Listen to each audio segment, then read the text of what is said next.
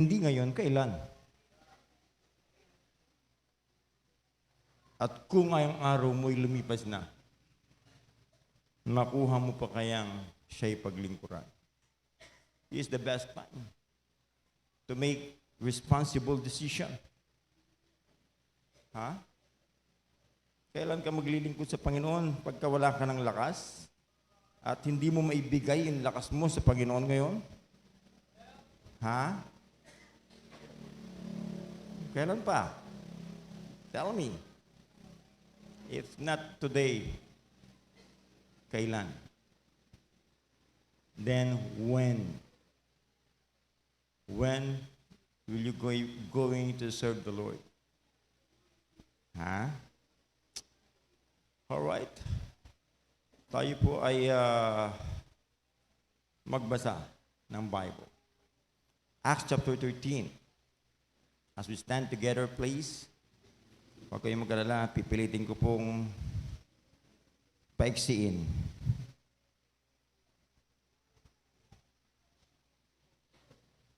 Or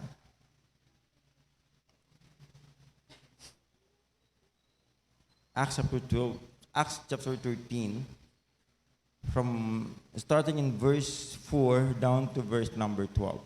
Let's read responsibly para maunawaan din natin yung context.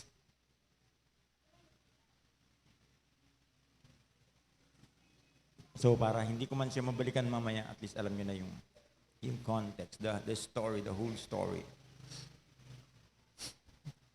about these passages. All right?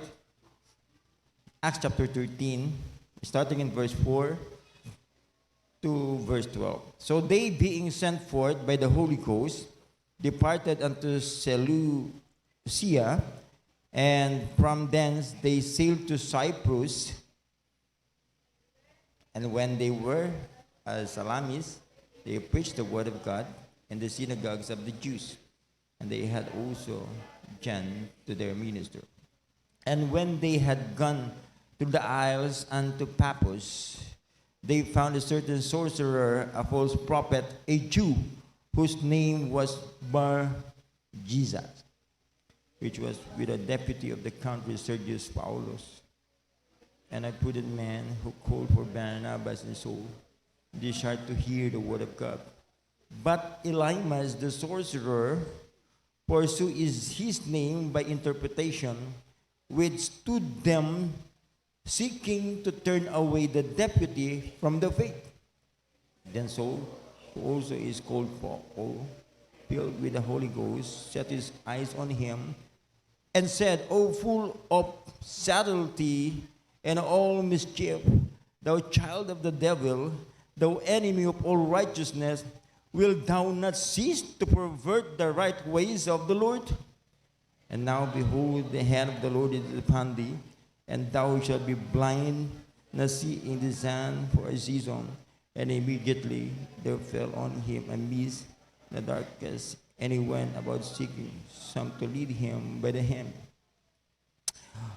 Then the deputy, when he saw that was done, believed, being astonished at the doctrine of the Lord. Tayo po'y sandaling pumikit at manalangin dakilang Diyos, amang makapangyarihan sa lahat. O God, please, kayo po, Panginoon Diyos, ang manguna po sa amin sa pag-aaral po namin ito. Kayo rin po, Panginoon Diyos, ang magsalita sa kalagitnaan po namin. Please, Father God, gamitin mo lamang po ang bibig ng lilikod. Alam mo po, Panginoon Diyos, na ako ay limited. Wala po akong alam, pero kayo po ay tigib ng kaalaman. At sa iyo po, Panginoon Diyos, ay nagdidepende po kami, nagdidepende po ako ng inyong pagtuturo po sa amin. O help us, O God, na patuloy po namin maunawaan ang inyong mga salita at naman po maunawaan po namin. Tulungan niyo rin po kami ito'y may sa buhay po namin sa gitna ng magulong sanlibutan na ito. Pangunahan mo po ang bawat isa po sa amin, lahat yung mga bisita o mga bago po namin kapatiran, patuloy po pong bigyan ng pangunawa at patuloy po pong pagpalain ang iyong mga salita mahahayag sa gabing ito. Palain mo rin po ang aming pastor, Pastor Hill, at ganoon din po ng kanyang buong sambahayan, and also the church as a whole. Patuloy pong pagpalain ng bawat isa. Gamitin mo po ang bawat preachers, pastors, sa iba't ibang dakor na ngayon ay nangangaral ng iyong mga salita. Okay. O God, please make us a blessing sa mga taong nakapaligid po sa amin, sa kanya po naming areas of responsibility. O God, maraming salamat, Panginoon Diyos. Ibinabalik po namin ang buong kapurihan, ang kaluwalhatian po sa inyo at patawad muli sa bawat pagkakasala, pagkukulang po namin. Ito po ang aming dalangin sa pangalan ni Jesus. Amen. All right, please be seated in the presence of God.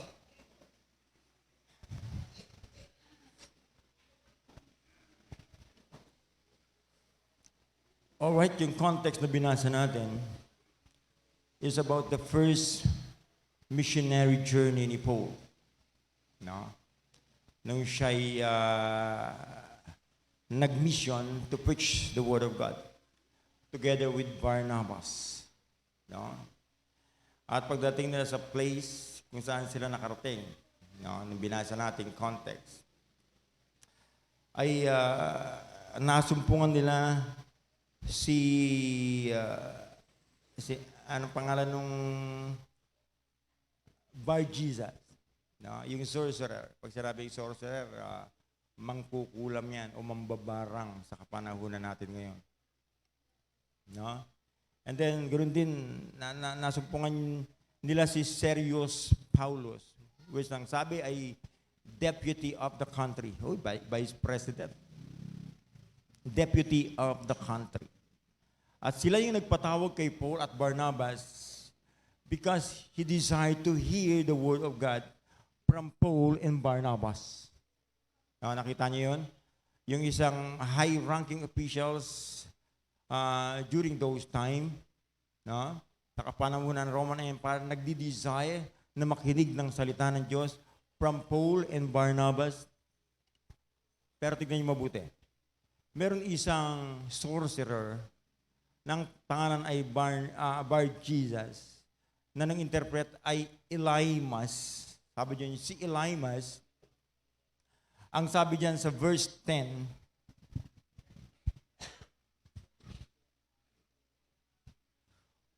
when they were past the first and the second word, mali ang sabi niya sa verse 12, then the deputy, when he saw that was done, verse 10, and he said, O fool, and said, O fool of all subtlety and all mischief, thou child of the devil, thou enemy of righteousness, will thou not cease to pervert the right ways of the Lord? No? So itong si Elymas, sabi diyan, sa verse 8, sabi diyan, but Elymas the sorcerer foresaw in his name by interpretation, which stood them seeking to turn away the deputy from the faith. Alright? Ano ang layunin ni Elymas para kay Sergius Paulus na deputy of the country is, sabi yan, seeking to turn away the deputy from the faith. No? Alam niyo, ang gusto kong pag-usapan natin ngayon is about the devil's plot. Alam mo, sabi seeking to turn away the deputy from the faith. Alam niyo, ibig sabihin ng seeking doon is to plot. P-L-O-T. Na pag sinabi mong plot, it means secretly make plans to carry out an illegal or harmful action. Yun yung ibig sabihin ng plot. Si Elymas is trying to plot against Sergius Paulus, the deputy of the country. Anong intention niya? For him to turn away from the faith. So the title of this message is The Devil's Plot Against God's Children. The Devil's Plot, P-L-O-T, against God's children. Sasagutin natin yan. Isa lang ang sagot niyan. Doon sa binasa natin talata. Seeking to turn away. No? Yun ang sagot doon eh. To turn away from His faith. So, yung devil's plot against God's children is to turn away God's children from the faith. Yun ang layunin ng dyablo. No? Tanggalin siya sa kanyang pananampalataya. When you say turn away, it means to distort, to corrupt. No, ang layunin ng dyablo sa buhay ng bawat mananampalataya ay alisin siya sa kanyang pananampalataya. At meron dito, ang good thing dito kay Sergius Paulus, yung desire niya, at ang nagsasalita, ang gusto niyang mapakinggan ay salita ng Diyos mula kay Paul and Barnabas. Kaya si Paul, na sinabing full of the Holy Ghost, ay nakita niya si Elymas. So na-identify niya yung intensyon ni Elymas para sa deputy kay Sergius Paulus.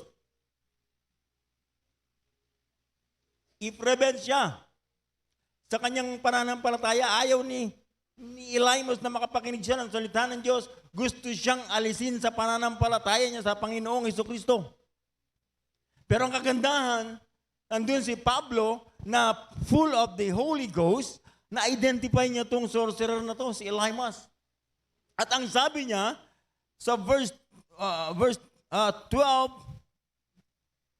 of verse 10, and said, O full of all subtlety in all mischief, thou child of the devil, thou enemy of all righteousness, will thou not cease to pervert right ways of the Lord?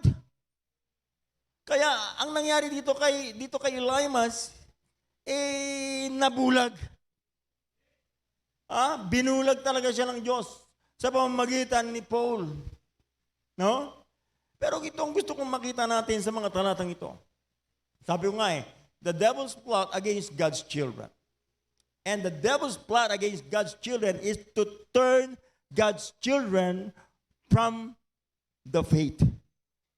To turn God's children, to turn away God's children from the faith. Tatlong bagay. Makikita din natin dyan sa pamamagitan ng tatlong bagay. Na sinabi ni Apostol Pablo, ang kanyang layunin, ang kanyang plano against God's children is to turn them away from the faith by means of subtlety. Nakita niyo ba dyan? Sa verse 10? Nakita niyo ba? Alam niyo, anong ibig sabihin ng subtlety? Pag sinabing subtlety, it means deceit. It is guile. It is the wile. Kaya yung sinasabi ni Paul sa Ephesians na wiles of the devil. No, ito yung mga pangdaraya ng dyablo. Gagawin lahat ng dyablo ang pamamaraan para madaya yung anak ng Diyos at alisin siya sa kanyang pananampalataya. Amen. Are you hope you're listening? Balikan natin yung book of beginning, how the devil ay naging subtle sa pagtukso kay Eve in the book of Genesis chapter 3. Tingnan natin kung paano niya diniceive si Eva. I hope you're listening. Genesis chapter 3 in verse 1, a familiar passage in the book of Genesis, sabi diyan, now the serpent was more subtle than any beast of the field, which the Lord God had made. And he said unto the woman, yea, hath God said? Sabi niya, yea, hath God said, ye shall not eat of every tree of the garden. Kung papakinggan nyo, kung babasahin nyo yung conversation nila ni Eva at ng dyablo, So sinasabi ni Eva, hindi, lahat ng pagkain dito sa garden, lahat makakain namin. Pera lang dyan sa isang punong kahoy na yan. Sabi niya, isa nakakaalam, punong kahoy na nakakaalam ng tama at mali. Sabi niya ng Diablo, hindi nga. Sounds familiar? Hindi nga. The devil is trying to put doubts in your heart, in your mind. Why? Because he is subtle. Tuso ang Diablo. Tatanggalin ka niya sa iyong pananampalataya. Sabi niya kay Eva, hindi nga. Hindi naman ganun yun eh. Bibigyan ka niya ng doubt sa iyong pananampalataya. Ultimo kaligtasan mo, pagdududahan mo na. Ultimo sa faith and practices na narinig na natin, alam na natin tama, pero pagdududahan mo na. Bakit narinig mo yung Diablo? Pag hindi ka nagsimba, nagkakasala ka? Pag hindi ka nagbigay, nagkakasala ka? Hindi nga. Pag hindi ka nakinig kay pastor, nagkakasala ka? Had God said? It sounds familiar? Ang Diablo lalapit sa iyo, hindi mukhang addict. Hindi mukhang lasinggero. Hindi may sungay at may buntot at may hawak na malaking tinidor. Hindi magpapakita sa iyo ang Diablo na nakakatakot. Magpapakita sa iyo ang Diablo na may maamong muka. The devil himself can transform as an angel of light, sabi ni Paul. Magpapakita sa iyo ng maamong muka, mukhang lalaki, maamong muka na babae, at tutuksuhin ka. Why? Because the devil is subtle. Narinig mo na parehas dito mula sa church na ito na tayo ay nangangaral kung hindi ka pa mag-aasawa, huwag kang mangliligaw at huwag kang magpapaligaw. But the devil is subtle. Saan sa Bible yon? Hindi ka kasi nagbabasa ng Bible. Hindi ka naniniwala sa Bible. Partly naniniwala ka sa Diyos, partly naniniwala ka sa Bible, but hindi ka naniniwala lahat. Parang katulad ka rin lang ni Eva na nagduda sa kanyang pananampalataya. Hindi nga. Ang Diablo, tatanungin ka. Sabi nga ng Diyos yun, the devil is trying to put doubt in your mind and in your heart. Why? Because the devil is subtle. Nung nakita ni Paul si Elymas, nakita niya na, na-visualize niya na. Bakit merong discerning spirit si Paul Kaya nga napahamak itong si Elymas. Pero kapatid, makinig kayong mabuti. Wala na si Elymas ngayon. Ang Diablo, hindi mo nakikita. Hindi mo nakikita ang Diablo at ang Diablo ay mas makapangyarihan sa iyo. Huwag mo sabihing matalino ka dahil hindi uubra ang talino mo sa Diablo. Because the devil is subtle. Papaniwalain ka niya sa isang parang totoo, pero ang totoo ayan ay kasinungalingan. Why? Because the devil is subtle. The devil is subtle. Kayong mga young people na dinidiscount nyo yung katuruan ng church na ito, palagi nyo nung naririnig, pero hindi nyo pinaniniwalaan, go ahead, make your own day. Hindi naman ako ang kinakalaban nyo, besides, Diyos naman. Salita naman Diyos, ang kinokontra nyo, hindi ako. I'm just preaching you the word of God. Because the devil is subtle. Walang gustong mangyari ang Diablo sa buhay ng bawat young people ngayon, kundi sirain. Ilang young people pa ba ang kinakailangan nating makita at the age of 10, 11, 12 years old, magbubuntis na. Pumunta kayo doon sa Quezon Province, galing ako doon, nag-preach ako doon. Merong 12 years old na nakarating na sa church. After ng 3 months lang na niregla, buntis na. Good night in the morning. Now tell me, sabihin mong mali yung tinasabi natin. Pinasisinungalingan nyo yung sinasabi natin. And ang totoo doon, ang dyablo ang nagpapasinungaling sa'yo. Ha? Huwag kayong maniwala sa akin ngayon. But your sin will find you out. Ha? Your sin will find you out. Huwag mong paniwalaan yung salita ng Diyos ngayon. The same word of God ang magko-condemn sa'yo later on. Yeah. The devil is subtle.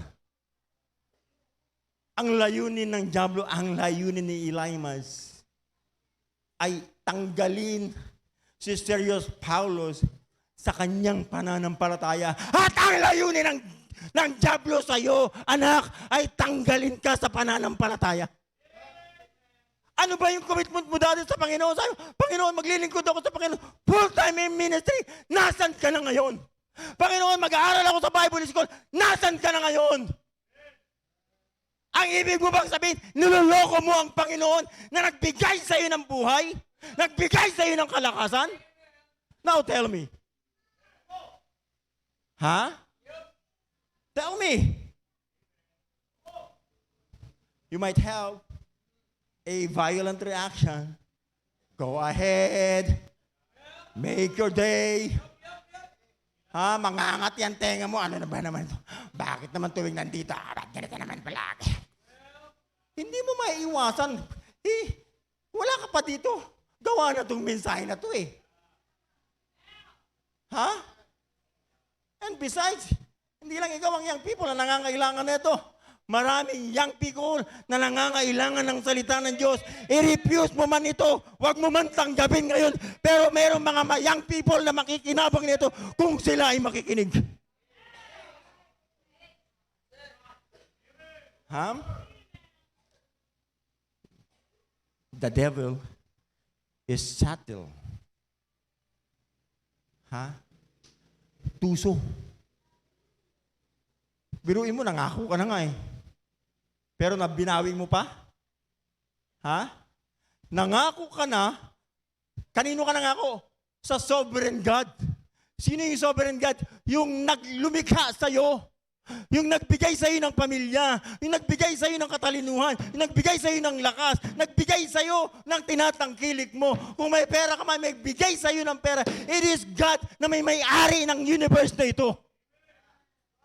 Siya ba yung niloloko mo? Now tell me. Ha? Ang diablo ay subtle.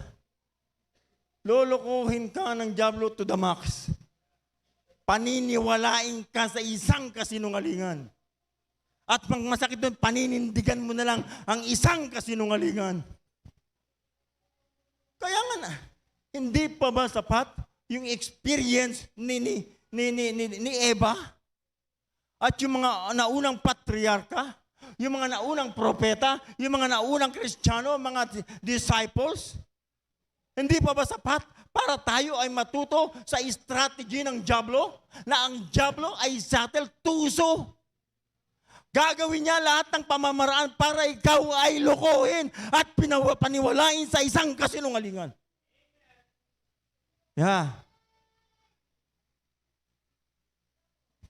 The devil's plot against God's children is to turn away God's children from the faith. To distort your faith. To corrupt your faith by means of subtlety. I hope naunawaan po natin yung ating pag-uusap. Makinig kayo, young people. Kaya kayo nakakapakinig palagi ng ganito mensahe. Kasi ang Diyos ay trying to protect you.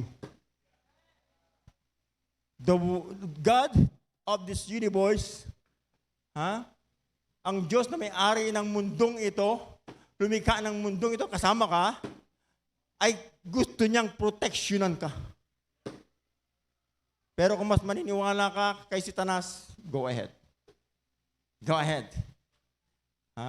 Because your sin will find you out. Just go ahead. Pero kung gusto mong maayos ka, you better listen. Listen today before it's too late. I hope you're listening. To turn away God's children from the faith by subtlety. Sa pamamagitan ng pagpandaraya.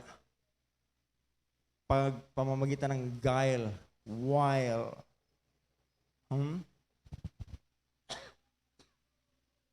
Sabi ko nga, good thing dito kay Sergius Paulus, na-identify na ni Apostol Pablo yung layunin ni Elymas. Kaya na-prevent na siya at si Sergius Paulus ay nag-enjoy siya sa pakikinig ng salita ng Diyos. You know what? Alam mo kung bakit parang hindi ka nag-enjoy sa pakikinig ng salita ng Diyos ngayon? Isa lang naman ang rason kung ba't hindi tayo nag-enjoy sa pakikinig ng salita ng Diyos.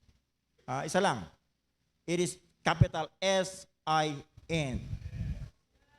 Yung kasalanan na nakatira sa puso natin.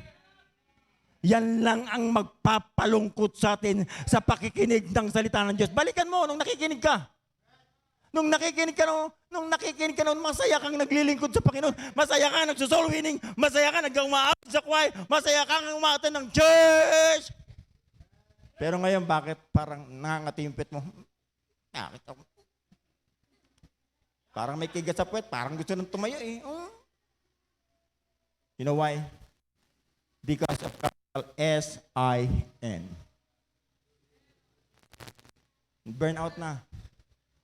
Kaya kung ako sa'yo, kapatid, isuko mo na yung kasalanan na yan. Para bumalik ka sa totoong kasiyahan. And besides, wala namang totoong kasiyahan sa mundong ito maliban sa Panginoon. Lahat ng pwede mong i-enjoy sa ibabaw ng lupang ito ay temporal. Yung lahat lang ng ginagawa natin para sa Panginoon, yun yung may eternal value. Dapat dun ka nag-i-enjoy kung ikaw ay anak na ng Diyos. Amen. Take note, the devil is subtle. I hope you're listening. Lahat ng pamamaraan gagawin niya para hindi mo makuha yung mensahe. Yung maupo ka ng sobrang upo mo, ganyan. Patulog na yan.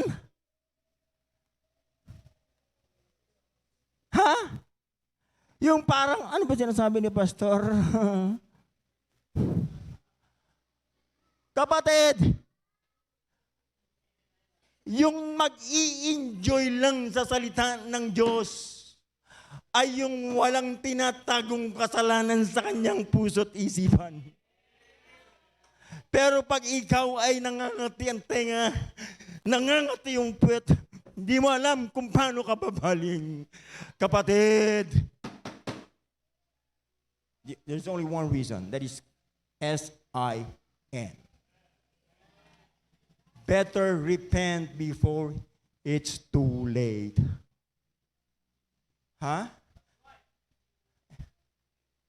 Antayin mo pa ba? Antayin mo pa ba? Yung kamay ng Diyos ang tatapig sa'yo bago ka babalik? Hindi ko sinasabi, mga nakaraan sinasabi ko ang benefits ng yung pagkakaroon ng surrendered life. Pinag-uusapan natin every Thursday. The characteristic of a surrendered life. Lagi ko sinasabi sa inyo, ang surrendered life ay hindi kinakailangang full-time. Hindi tayo pwedeng mag-full-time lahat. Wala tayong kakainin pare-parehas. Opo. Kaya ka nandyan. Kasi pwede kang gamitin ng Diyos kung saan ka man nandun. Pero ang masakit na katotohanan, gusto kang gamitin ng Panginoon, iniligtas ka na ng Panginoon, gusto kang gamitin ng Panginoon, minsan ginamit ka na ng Panginoon, pero ngayon hindi ka magamit. Bakit? Dahil meron kang kasalanang tinatago sa puso mo. Sabihin mo kung mali. Kasi kung wala kang kasalanan, yung dating nagso-soul winning ka, kung meron ka mang tinuturing na best friend mo, dapat siya ang unang-una mong share ng gospel. Best friend mo eh. Kung meron ka mang gustong ma-share ng gospel, dapat yung mahal mo sa buhay. Di ba? Pero bakit hindi mo ma-share? Dahil alam mo na ikaw ay wala sa kalooban ng Diyos. I hope you're listening. Take note, take note. The devil's plot against God's children is to turn them away from the faith. Pag natanggal ka na dyan, sa dati mong pananampalataya, wagi na ang diablo sa'yo. Maaring sigurado kang pupunta sa langit, hindi ka na pupunta sa impyerno. Pero yung hindi mo magawa, kung paano ka tinawag ng Panginoon, wagi na ang diablo sa'yo.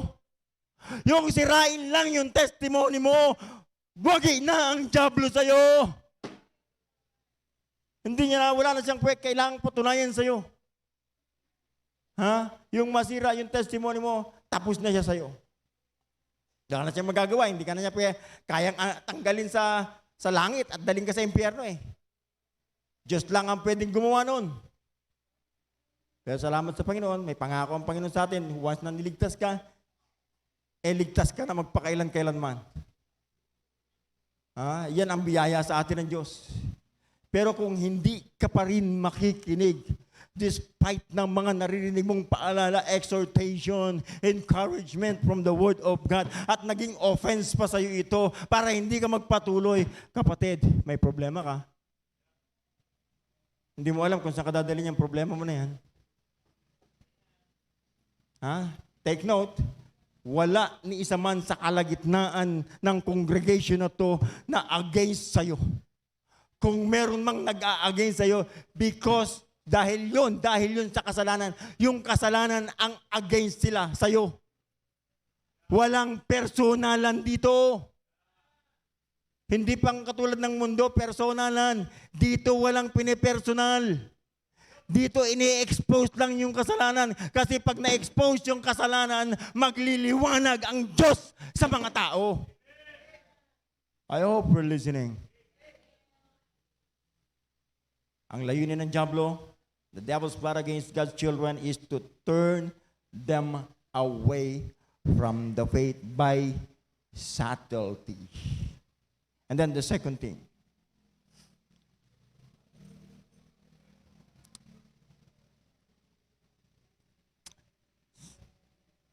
balikan natin yung ating binasa. Acts chapter 13, in verse 10, and said, O thou of all subtlety and all mischief. The second thing is by means of mischief. What do you mean by mischief? It means recklessness or malignity. Pag sinabi mong recklessness, it is lack of regard for the danger or consequences of one's action. Yan ang ibig sabihin ng recklessness. Ulitin ko. Lack of regard for the danger or consequences of one's action. One's actions. No? Yun ang ibig sabihin ng recklessness. Yung wala siyang pakialam sa danger o sa consequences ng kanyang ginagawang kasalanan. Yan din yung malignity. Ibig sabihin ng malignity is persistent, intense ill will or desire to harm others. Intent to harm. Yan ang ibig sabihin ng ill will.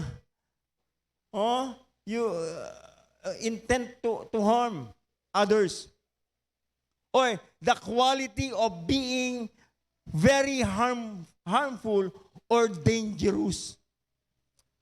Ang diablo ay harmful and dangerous. Hindi lang natin nare-realize yan, mga anak. By means of mischief. Ganito yan. For example, tayong mga lalaki, puno tayo ng pride. Kahit itanggi mo, wala akong pride. Yung sinasabi mong yan ay ibig sabihin, prideful ka. At dahil prideful tayo, mga lalaki, ayaw nating magpapadaig. Ang tendency, pag nakarinig ka ng salita, magpa-fight back ka. It doesn't matter kung authority mo yung nagsasalita sa'yo. Wala kang pakialam sa authority. Kapatid, gusto kong i-remind sa'yo, pag authority mo, wala kang karapatang mag-fight back. I hope you're listening. May kausap ako mga anak. Ang responsibility mo lang kung under ka ng authority is to submit to your authority. Wala kang karapatang sumagot, wala kang karapatang mag-fight back, lalong-lalo na sa magulang mo. Your immediate authority. Ha? Pero paniniwalaan ka ng dyablo? Tama ka naman eh. Tama yan, paglaban mo yan. Ha? Yan ang dyablo. Ha? Paglaban mo yung akala mo tama, pero ang totoo no, niloloko ka lang ng dyablo. Para lumaban ka sa authority mo. Dahil kung hindi ka naman lalaban, walang gulo, walang problema. Kaya may problema kasi ikaw anak, palasagot ka. Hindi porke tama ka, may karapatan ka nang sumagot sa magulang mo. Ha? Kung gusto mong ibulalas yung nararamdaman mo, ibulalas mo sa Diyos. How often you pray? Di ba, imbis na mag-pray ka, nakikipag-balik-taktakan ka sa mga nakakatanda sa'yo? Bakit nasanay ka nang sumagot sa bawat authority na meron ka? At yan ay pangdaraya ng dyablo sa'yo. Now, tell me, nagkamali ba? Mali ba yung sinasabi ko, na sinasabi ng Bible? Na ang dyablo ay subtle? Ha? At paniniwalain ka niya, lalo na nararamdaman, na-hurt ako eh. Sinaktan niya ako eh. Kapatid, kung nasaktan ka ng magulang mo, napalo ka, o napagsabihan ka kasi magulang mo yan, wala kang karapatang sumagot. Pero sabi nung sanglibutan, mga batang taga-sanglibutan, may group chat na sila. Pinaglalaban nila yung karapatan nila sa loob ng tahanan. Pero gusto ko kayong i-remind mga magulang, kayo ang authority sa tahanan, kayo dapat ang nasusunod. Hindi yung anak nyo. Kasi pag pinabayaan mo silang, pipili sila ng gusto nilang practice na pananampalataya. Pero kung alam mong tama yung pananampalataya mo, dapat sumunod sila sa'yo. I hope you're listening. Kaya pag nakakita ka na ng sungay sa anak mo, pag nakita mo, tumutubo pa lang yung sungay. Kapatid, ang mas maganda, putulin mo na agad. Bago pa, humaba. Putulin. Tumutubo na naman, putulin. And sabi ng Bible, train up a child in the way he should go, and when he is old, he will not depart from it. Aminin na natin, nagkamali tayo ng bata-bata pa sila. Pero kung matagal-tagal ka na rin naman sa church, i-apply mo lang yung salita ng Diyos. And you're gonna be fine. That's for sure. Ha? Kaya, magulang, kung totoo nating mahal yung anak natin, let's discipline them. Wala silang karapatang bumoses sa loob ng tahanan kung alam natin tama yung sinasabi natin sa kanila. They need to obey us. Ha? Kinakailangan nilang sumunod sa atin dahil protection nila yung pagsunod nila sa atin. Amen. What is the devil's plot against God's children? To turn them away from the faith by means of subtlety and by means of mischief. Ha? I hope you're listening. Tatlo lang ito, sinabi ni Paul. Number 3 and last. Okay, pwede nang magsuot ng sapatos. Last point na.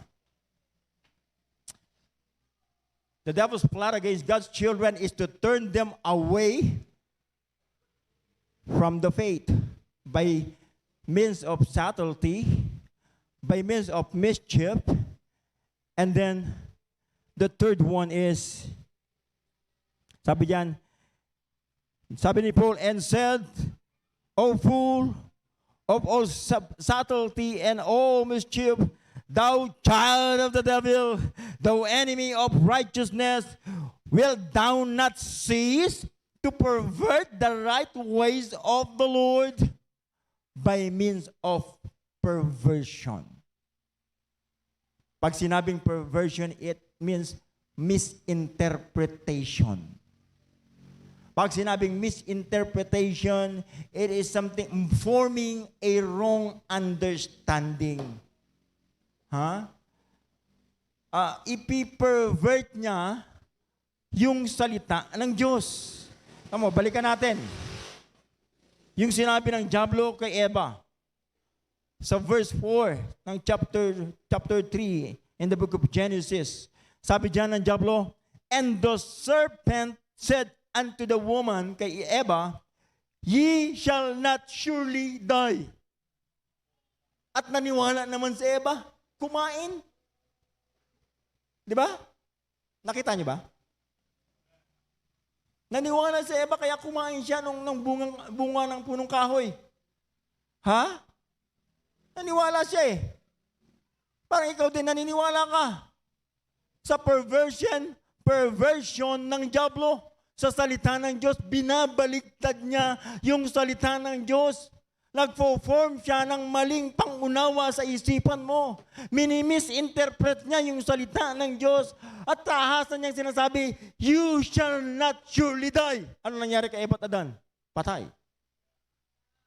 Hindi namatay physically, pero namatay sila spiritually, napahiwalay sila sa Diyos. At dahil doon, sinumpa ng Diyos ang tao. At sabi niya, ikaw lalaki, mula sa pawis mo, manggagaling yung kakainin nyo. Kaya tayo mga lalaki, ang ating papel ay magpapawis, magtrabaho. Ibig sabihin, para tayo ay may pakain sa ating pamilya. At sabi niya sa babae, ikaw babae, dahil ikaw unang nagkamali, unang sumuway sa instruction ko, manganganak kang may kahirapan, kaya nagle-labor pain kayo pag nanganganak. Sumpa ng Diyos dyan sa inyo. Minana nyo dun pa, back in the Garden of Eden. I hope you're listening. Bakit naniwala si Eva sa perversion ng diablo? Pinervert niya yung salita ng Diyos, hindi ka mamamatay. In fact, pag tinuloy mo yung pagbasa, hindi totoo yan. Hindi kayo mamamatay. Kundi pag kumain kayo yan, parang magiging Diyos din kayo. Biruin mo yun? Pinapaniwala ka, hindi. Kaya ako mag-aaral, gusto kong makaahon sa hirap. Para nakaahon ako sa hirap, hindi tayo mamata-matahin. Kapatid, sino nagmamata-mata? Meron bang mayaman dito? Pakitaas kayong kamay para makahingi ng pera. Si Brother Angelo lang mayaman dito. Mayaman sa kasinungalingan yan.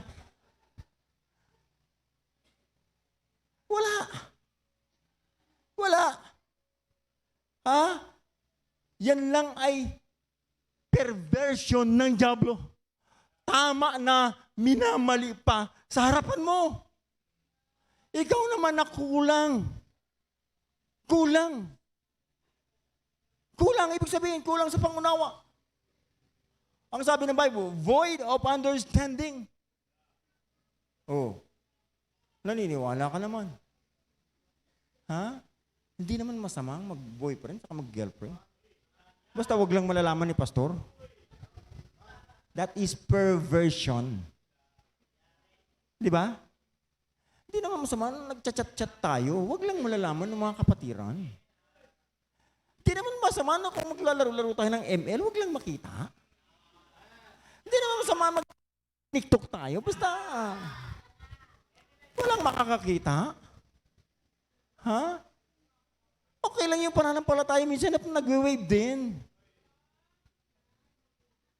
That is perversion. Ha? Perversion. Magaling mag-pervert ang dyablo ng salita ng Diyos. Alam mo kung bakit maraming bayot ngayon? At maraming Tom Jones ngayon? Because of the perversion of the Word of God. Ang mabigat pa dito, paglalaban pa nila yun. May karapatan din kami. Mga anak din kami ng Diyos kaya. Di ba? Pero imagine mo, may lalaki ka. Tapos may nakalawit dyan. Anong gagawin mo dyan? Nung araw, para hindi mahalata, tinatali yan. Tapos nilalagay sa likod. Ay, gaano kahirap yun?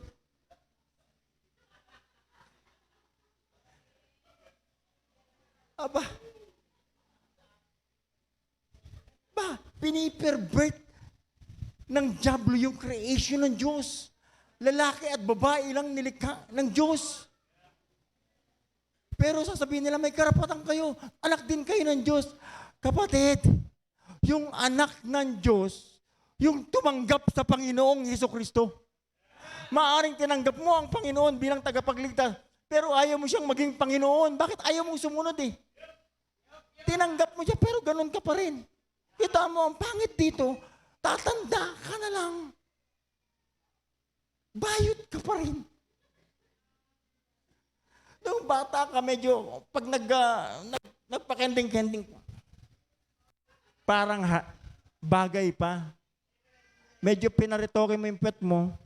Pinaritoke yung, niritoke na lahat, mukha ka ng babae. Pwede kang alakad itik.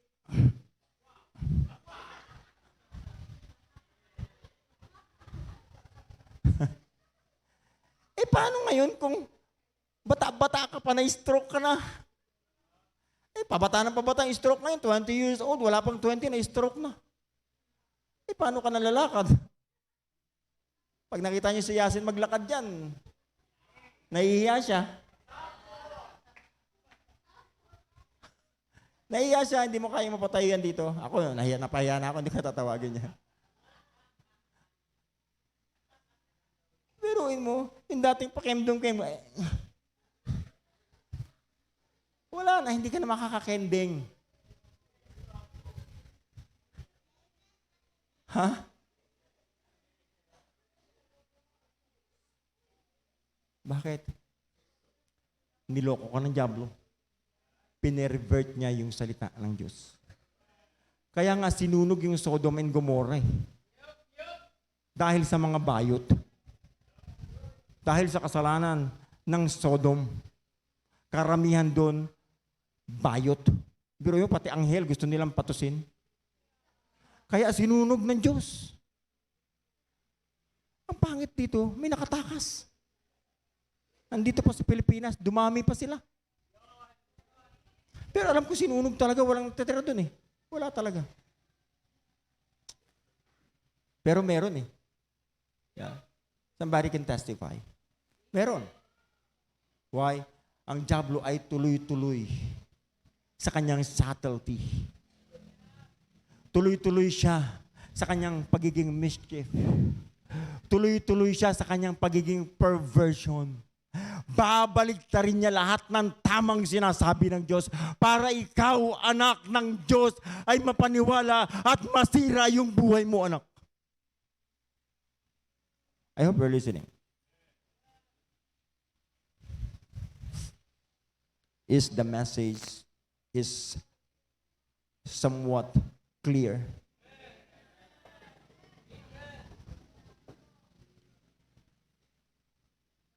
Alam mo, ganito yan eh. Balikan natin yung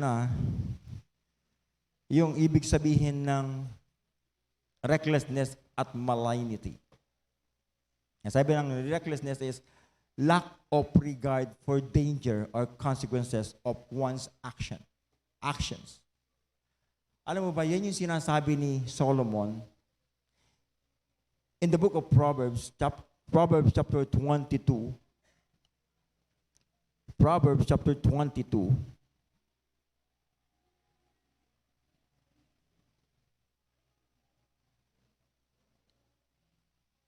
In verse 3.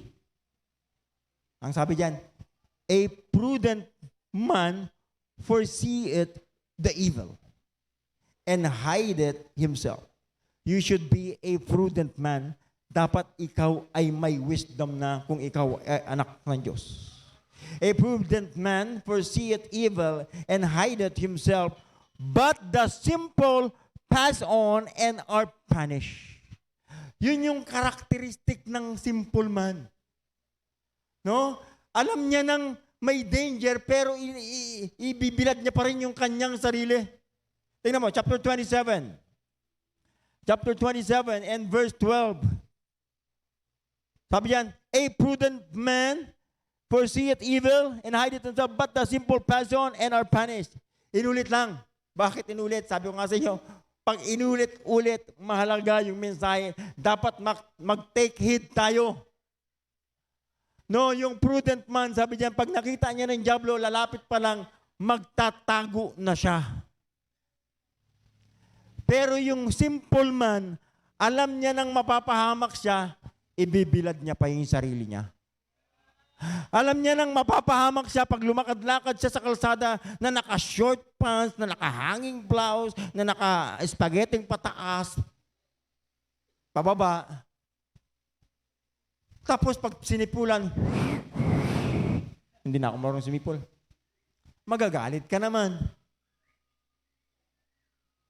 Ba't ka magagalit? I-display mo nga. Di hahangaan yan. Pero alam ko, sigurado ko hindi yan for sale. Dinidisplay lang talaga. Hindi mo alam, pag dinisplay mo yan, pwede kang mapahamak. Are you simple or a prudent man? Yung prudent man, itatago niya yan. Yung alam niyang mapapahamak siya, iiwasan niya. Lalo na yung mga bisyo na yan. Lahat ng bisyo ay kasalanan.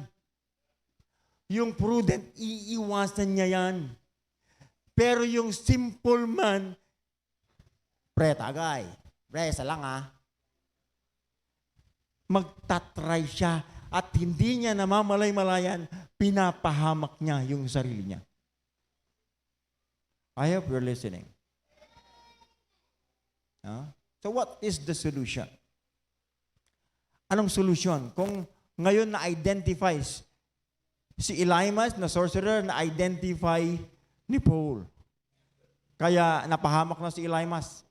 Na-prevent na ni Pablo yung pangloloko niya kay Sergius Paulus. No?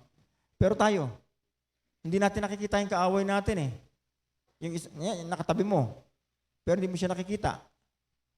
Yan yung diablo. No? At yan ay may intention kang lukuhin at may intention niyang saktan ka at lagi kang lukuhin para babaliktarin niya yung salita ng Diyos para ikaw ay mapaniwala sa parang totoo. Pero ang totoo noon ay kasinungalingan. So what is the solution? Si Solomon, alam naman natin si Solomon eh. Si Solomon ay nagbigay ng solution sa mga simple man. Pag sinabing simple man, siya yung mga walang backbone na Kristiyano. No, hindi makapag-stand sa kanyang pananampalataya. Yan yung simple man. Pero yung prudent man, yun yung cautious, maingat. iniingatan niya yung kanyang pananampalataya, iniingatan niya yung kanyang testimony, yung testimony ng Diyos sa kanyang buhay. Yan yung prudent. So ano ang kinakailangan natin gawin? Sabi ni Solomon, Psalms 19. Psalms 19, 1:9. In verse 7. Sabi diyan, the law of the Lord is perfect, converting the soul. The testimony of the Lord is sure, making wise the simple. Anong solution sa simple para maging wise? It is the word of God. Salita ng Diyos para magkaroon ka ng wisdom. Psalms 119. Psalms 119.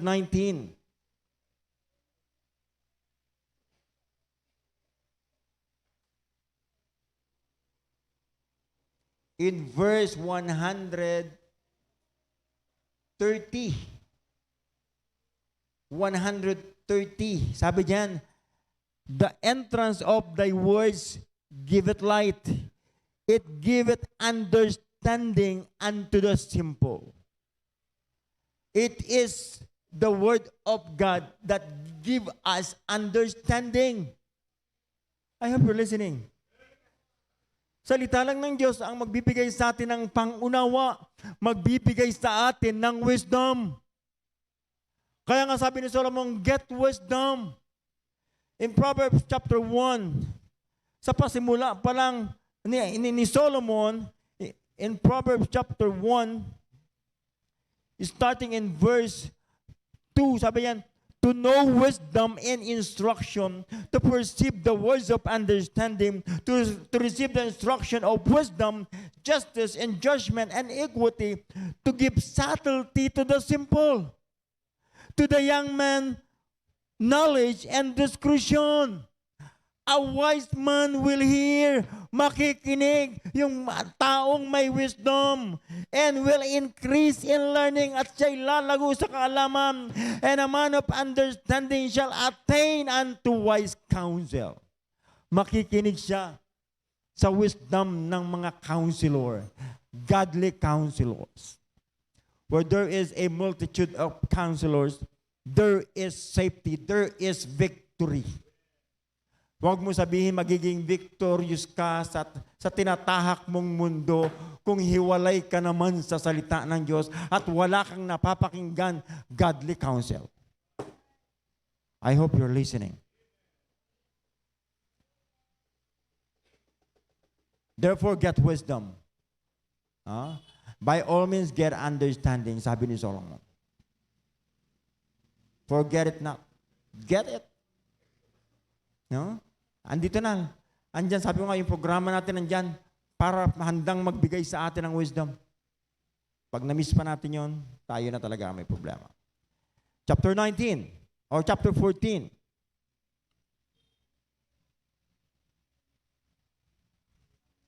In verse 15. The simple believeth every word, but the prudent man looketh well to his going. Alright, tignan niyo mabuti. Pagbulayan natin mabuti.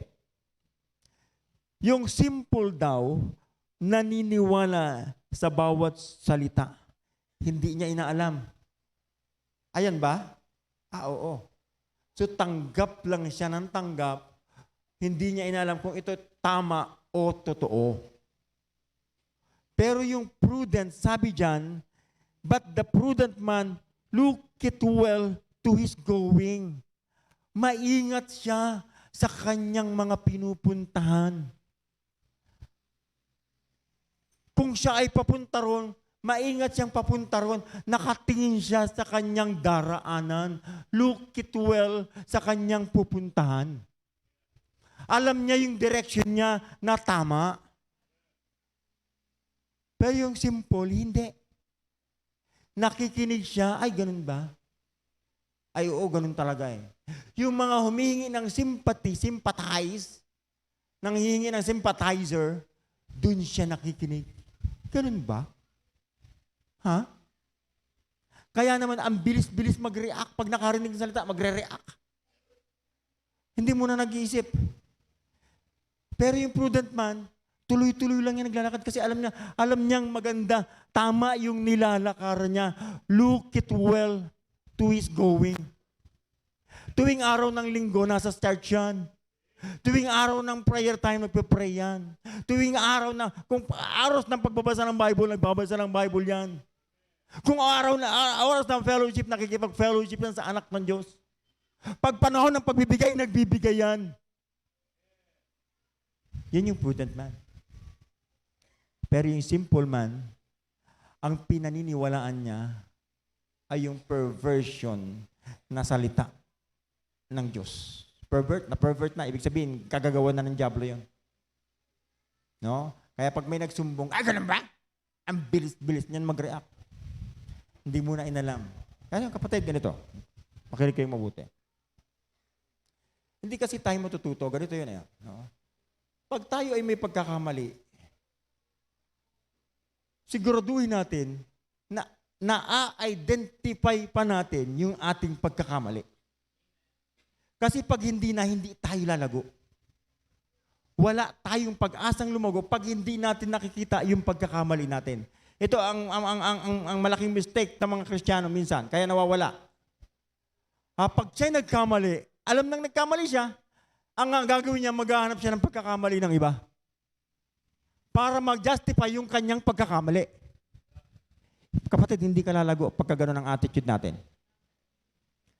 Ang mas maganda, identify mo yung pagkakamali mo, aminin mo ang pagkakamali mo, at then repent. Change your mind towards God. Hindi yung, kaya tayo napapahamak. Ginagaya natin yung ugali ng simple man, samantalang may wisdom naman na tayo. Dapat may wisdom na tayo. Pero kung bakit wala, hindi tayo nagpapatuloy. Hindi tayo nagle-level up. How can we bring our family to the next level kung tayo mismo na magulang hindi nagle-level up? Amen. I hope we're learning. I hope I'm preaching you the Word of God. Sabi niya sa verse 18, the simple inherit folly, the prudent are crowned with knowledge. Anong gusto mo? Ang crown mo, kamangmangan? Ang crown mo ay glory. Yung reward mo, glory, o ang reward mo, kamangmangan? Folly. I hope you're listening. Chapter 19. In verse 25. Smite the scorner, and the simple will beware. And reprove one hath understanding, and he will understand knowledge. Okay, makinig kayo. Smite the scorner. Meron sa bahay na scorner, manglilibak. Sabi ng Bible, smite them. Hatawin mo. Smite! And the simple will beware. Magiging aware na ngayon yung simple. Mag-iisip na siya, oy, nahataw. Oy, nahataw si bunso. Oy, nahataw si kuya. Oy, nahataw si ate. And the simple will beware. Ano yung sabi?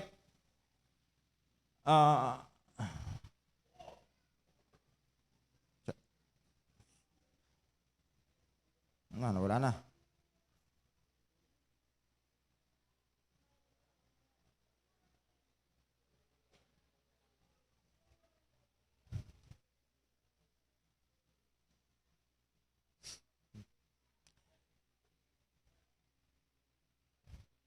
Smite the scorner, and the simple will beware. And reprove one that hath understanding, and he will understand knowledge. I-reprove mo yung merong pangunawa. I-correct mo. I-correct mo. I-reprove mo. Ha? Pagsabihan mo, kausapin mo, i-reprove mo, i-rebuke mo. Sabi doon, magkakaroon lalo siya ng pangunawa. I hope you're listening. Pero pag ayaw nang makinig, delikado. Mananatili siyang simple. At simple man is very dangerous. Heading to danger zone. Chapter 21, verse 11. Chapter 21, in verse 11. When the scorner is punished, the simple is made wise. Merong manlilibak sa bahay, pero naparusahan mo sa kanyang panglilibak. Huh? Sabi niyan, when the scorner is punished, the simple is made wise. And when the wise is instructed, he receive knowledge. What are you? That's the question. Ano ka nga ba? A prudent man or a simple man? Ha? Tandaan natin, ang pinag-uusapan natin, it is the devil's plot against God's children. And his desire, ang kanyang plot, yung kanyang planong masama sa atin, sa bawat anak ng Diyos, is to turn them away from the faith. I hope you're listening. If the devil's plot against God's children is to turn them away from the faith, then learn how to contend for the faith. Yun lang yun. Kung ang devil's plot, ang plano ng diablo sa ating bilang mga anak ng Diyos ay alisin tayo sa ating pananampalataya, then learn how to contend for the faith. Aralin natin kung paano natin ipaglalaban yung ating pananampalataya. Let's learn from Jude. Sino si Jude? Yung half-brother ng Panginoong Hesukristo. Anong sabi niya sa Jude chapter 1 verse 3? Basahin natin. At ito na tayo magtatapos. Tapos na po ako. Huwag po kayong magalala. Jude in verse 3. Sabi diyan, Beloved, when I gave all diligence to write unto you the common salvation, it was needful for me to write unto you and exhort you that ye should earnestly contend for the faith which was once delivered, which was once entrusted unto the saints. Minsan lang ipanagtiwala sa atin. Ay, alin yun? Yung pananampalataya. Yung tamang salvation, meron na tayo. Ha? Kaya sabi ni Jude sa verse 4, For there are certain men creep in unawares, who were before and of old ordained to this condemnation, ungodly men turning the grace of our God into lasciviousness and denying the only Lord God and our Lord Jesus Christ. I will therefore put you in remembrance. Pag gusto ko kayong paalalahanan, sabi ni Jude, though ye once knew this, how that the Lord's having saved the people out of the land of Egypt, afterward destroyed them that believe not. This is an exhortation of Jude. Take note, makinig kayo. Dito tayo magtatapos. Sabi ni Jude, kung paano niligtas yung mga Israelites sa bondage sa Egypt, going to the promised land. Pero, may pasubali si Jude. Ang katotohanan, yung mga hindi sumampalataya ay pinatay ng Diyos sa wilderness. Aantayin mo po bang patayin ka ng Diyos bago ka maniwala? And that's no longer faith. Faith is taking God at His word. Kung ano yung sinabi ng Diyos, paniniwalaan mo. Sabi ng Diyos eh. Pero pag naniwala ka sa diablo, pinervert yan para in favor of you, para ma-maintain mo yung status symbol mo, para ma-maintain mo yung girlfriend mo, ma-maintain mo yung boyfriend mo. Kapatid, you're heading to destruction. Huwag kang magpadaya sa diablo. What are you? A prudent man, or a simple man? Ikaw lang, kapatid, ang makakasagot niya. I hope the message is clear. Is the message is clear? Tayo pong lahat ay tumayo at tayo po'y manalangin. Dakilang Diyos ang makapangyarihan sa lahat. Nagpupuri po kami at nagpapasalamat, O Diyos, sa natapos po naming pananambahan. Salamat po sa mga salita niyong nahayag sa gabi nito. Thank you so much, O God, for your word, for the message. I pray na patuloy po itong pagpalain sa puso at sa sipan ng bawat sa pusa. God, maraming salamat po sa kabutihan, katapatan po sa buhay po namin. Binabalik po namin ang kapurihan, ang kalwalatian po sa inyo. Patawad sa bawat pagkakasala, pagkukulang po namin. Ito po ang aming dalangin sa pangalan ni Jesus. Amen.